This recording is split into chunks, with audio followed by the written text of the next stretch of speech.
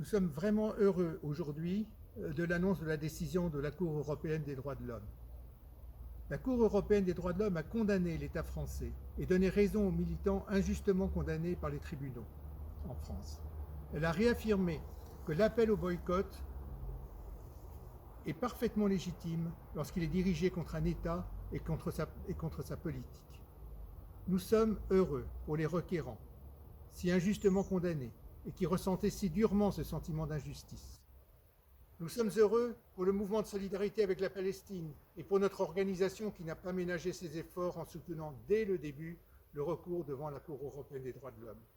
Heureux pour nos conseils, Maître Antoine Comte et Maître Grégory Tuan, qui ont été remarquablement persévérants et efficaces et avec qui nous avons travaillé en toute confiance. Heureux pour tous nos militants qui se dépensent sans compter sur le terrain. Heureux, oui, et avant tout, pour nos amis palestiniens, car cet arrêt nous donne encore plus de force pour leur apporter notre soutien. Nous avons gagné. La liberté d'expression et d'action citoyenne a gagné. Le soutien aux droits des Palestiniens a remporté aujourd'hui une grande victoire. Chacune et chacun, en France et dans le monde, doit prendre la mesure de cet événement. Non, le boycott n'est pas interdit, il ne l'a jamais été. Non, l'État d'Israël n'est pas au-dessus des critiques. Oui, la lutte pour les droits du peuple palestinien est une lutte juste, non violente, porteuse des valeurs universelles de liberté, d'égalité, de dignité. Elle nous concerne tous.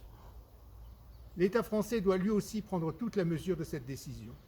Il doit protéger notre liberté d'expression contre toutes celles et ceux qui veulent s'y opposer. Il doit aussi et surtout prendre ses responsabilités, en prenant lui aussi toutes les mesures, à son niveau, pour mettre fin à l'impunité d'Israël.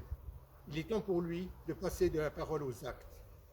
C'est une nouvelle dynamique qui peut voir le jour. Elle doit être porteuse d'espoir, celui d'une mobilisation sans crainte et toujours plus forte, celui de voir les droits des Palestiniens enfin respectés, celui d'un monde plus juste et respectueux du droit.